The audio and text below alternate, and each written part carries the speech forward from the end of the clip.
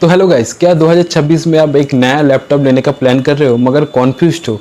Processor क्या ले, RAM कितना होगा, स्टोरेज कितना होगा, ग्राफिक्स का आपका रिजोल्यूशन कितना होगा, ग्राफिक्स ड्राइवर, ग्राफिक्स का जो प्रोसेसर है ये लेना चाहिए कि नहीं, इसके ऊपर मैं जो मेरा वीडियो है आज का ये मैं बना रहा हूँ। तो पहले मैं हूँ शुभाशीष और जो मेरा चैनल है ये है इलेक्ट टेक रिव्यू। अगर इस चैनल का वीडियो आप लोगों को अच्छा लग रहा है तो प्लीज़ मेरे चैनल को सब्सक्राइब कर दो, और अगर ये सब वीडियो आप लोगों को अच्छा लग रहा है तो अपने फ्रेंड के साथ शेयर कर दो। तो चलिए आगे बढ़ते हैं। देखो, लैपटॉप लेने के लिए पहले आपका पर्पस आपको जानना पड़ेगा। पहले आपका पर्पस आप लोग खुद समझो कि आपका एक बेसिक लैपटॉप से आपका काम चल जाएगा, क्या उससे थोड़ा सा बेहतर लैपटॉप ले और या प्रोफेशनल लेवल के लैपटॉप ले। अगर बेसिक लैपटॉप आप लेना चाहते हो तो 30 to 40,000 के अंदर एक अच्छा कॉन्फ़िगरेशन का लैपटॉप आप लोगों को मिल जाएगा, और उसका जो कॉन्फ़िगरेशन होगा मैं आपको धीरे धीरे इस वीडियो के अंदर बताऊंगा। अगर मीडियम लेवल का लेना चाहते हो तो 40 to 50,000 के अंदर आ जाएगा। अगर प्रोफेशनल लेवल का लेना चाहते हो तो 60 to 80,000 के उसके ऊपर भी लैपटॉप आप लोगों को मिल जाएगा। तो पहले लैपटॉप लेने के लिए आप लोगों को क्या क्या देखना चाहिए? पहले लैपटॉप लेने के लिए आप लोगों को देखना चाहिए कि उसका प्रोसेसर क्या होगा, ये सब देखना आप लोगों को पड़ेगा। क्योंकि देखिए, प्रोसेसर और रैम के ऊपर आपका जो लैपटॉप है उसका स्पीड डिपेंड करता है। अगर ये दो ठीक नहीं रहेगा तो आपका ये कुछ काम का नहीं रहेगा। तो चलिए एक एक करके शुरू करते हैं, ठीक है? तो चलिए पहले प्रोसेसर का बात करते हैं। चलिए पहले प्रोसेसर से शुरू करते हैं। आप जब लैपटॉप खरीदने वाले हो पहले आप लोगों को देखना चाहिए उसका जनरेशन क्या है और उसका कोर कितना है प्रोसेसर के अंदर, ठीक है? आप अगर i5 और i7 के अंदर डिस्टिंग्विश कर रहे हो, i7 लेटेस्ट है, i5 पुराना है, i7 लूँगा, i5 नहीं लूँगा, ये पूरा गलत हो जाएगा। पहले आप लोगों को देखना पड़ेगा i5 का जनरेशन कितना है और उसका कोर कितना है। अगर 10th कोर i5 है, ठीक है, तो इसका मतलब क्या है, i5 मतलब 5 इसका जो मेन है कोर, पावर कोर और परफॉर्मेंस कोर, यह 5 जो कोर है इसका मेन कोर है। और उसका जो एक्सटेंडेड 5 कोर है, 10th अगर कोर है, वो है आपका एफिशिएंसी कोर, ठीक है? तो ये जो सिस्टम है इससे ही कोर डिफाइन होता है। तो क्या बोल रहा हूँ मैं, अगर आप i5 और i7 के अंदर डिस्टिंग्विश कर रहे हो, आप लोगों को क्या देखना चाहिए? पहले आपको देखना पड़ेगा उसका जनरेशन और उसके बाद कोर।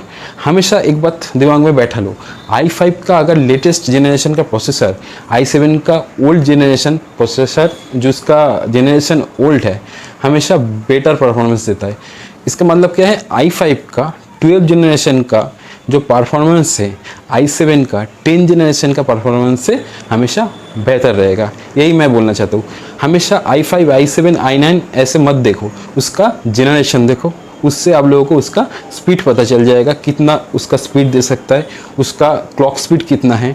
ये बाद में मैं आऊँगा, क्लॉक स्पीड क्या है, उसका गीगाहर्ट्ज़ क्या है, सब मैं बताऊँगा, ठीक है? तो अगर आप लोग बेसिक काम के लिए देख रहे हो तो i5 का 10 जनरेशन ले सकते हो। उसके आसपास अगर मीडियम काम के लिए देख रहे हो i5 का 12 जनरेशन ले सकते हो। और अगर मैं कुछ एडवांस काम के लिए बोल रहा हूँ i5 का, उसके ऊपर कोई अगर जनरेशन रहेगा वो ले सकते हो। ये मैं i5 का एक एग्जांपल दे रहा हूँ। आप i7 भी कंसीडर कर सकते हो, i9 भी कंसीडर कर सकते हो, ठीक है? ये है प्रोसेसर का पार्ट। नेक्स्ट आता है रैम। देखो, अब जो लैपटॉप आ रहा है उसका बेसिक जो रैम है मिनिमम 8 GB है। अब अगर कोई एक बेसिक काम कर रहे हो, MS ऑफिस, इंटरनेट जैसे कोई अगर एप्लीकेशन में काम कर रहे हो, आपका जो बेसिक रैम है 8 GB से आपका काम इजीली चल जाएगा। मगर आप अगर सेमी लेवल का काम करते हो, थोड़ा एडिटिंग करोगे, थोड़ा गेम खेलोगे, तो आपका एक मीडियम लेवल का रैम लेना चाहिए, ठीक है?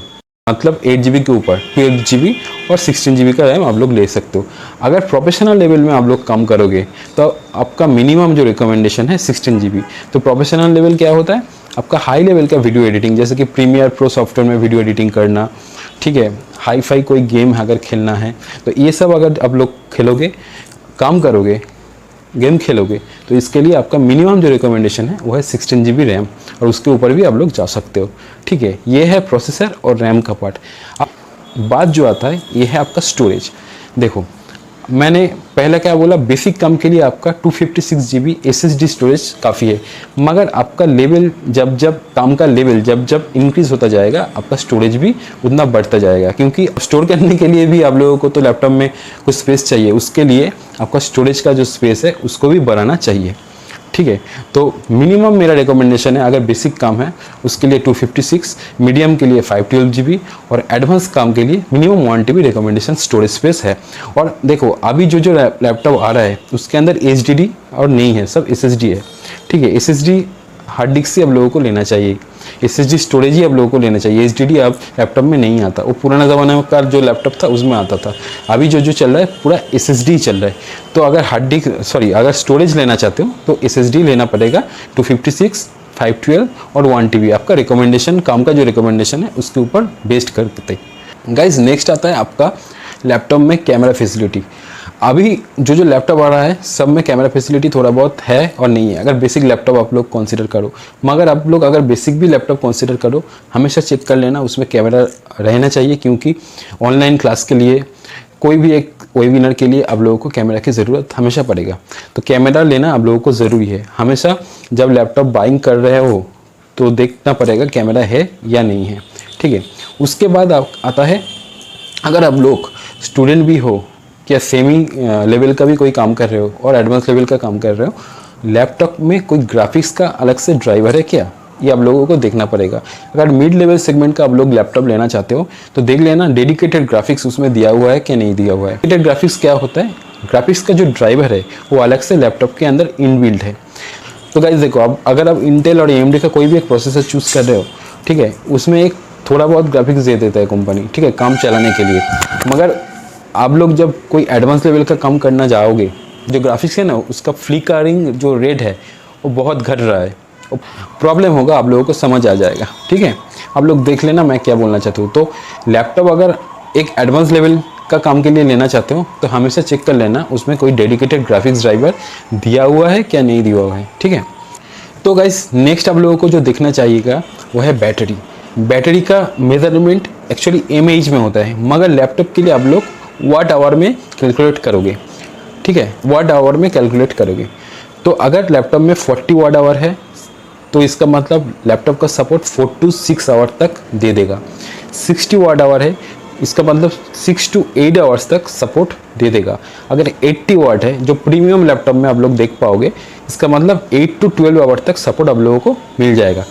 तो लैपटॉप खरीदने से पहले बैटरी का वाट आवर हमेशा चेक कर लो, क्योंकि इसके ऊपर डिपेंड करते हुए आप लोगों को बैटरी का जो सपोर्ट है वो मिलेगा, ठीक है। तो गाइस नेक्स्ट आता है डिस्प्ले एंड रेजोल्यूशन। हमेशा लैपटॉप खरीदने के टाइम देख लो उसमें मिनिमम IPS रेजोल्यूशन सपोर्ट है क्या। IPS अगर है, इसमें आपका क्रिस्टल क्लियर एक विजिबिलिटी मिलेगा, और उसका रेजोल्यूशन हमेशा चेक कर लो 1920 × 1080p तक सपोर्ट करेगा। इसका मतलब है आप लोगों को लैपटॉप में फुल HD रेजोल्यूशन मिलेगा। मगर अभी जो लैपटॉप आ रहा है उसमें मिनिमम तो IPS है, मगर प्रीमियम जो लैपटॉप है उसमें OLED और QLED भी आएगा। मगर वो जो सब लैपटॉप है उसमें आपका जो प्राइस है वो 1 लाख के ऊपर है, वो बहुत प्रीमियम है, वो आप छोड़ दो। तो आप लोगों को चेक करना चाहिए लैपटॉप में IPS पैनल है क्या और फुल HD डिस्प्ले सपोर्ट है क्या। तो इसके ऊपर अगर इसमें 2 सपोर्ट है, ये आप लोग समझ लो, आप लोगों को लैपटॉप में फुल HD क्रिस्टल क्लियर एक वीडियो एंड इमेज क्वालिटी आप लोगों को मिल जाएगा। नेक्स्ट आप लोगों को जो देखना चाहिए लैपटॉप का वेट। जनरली लैपटॉप का वेट 1.3 kg से लेके 1.7 kg के अंदर अभी आ रहा है।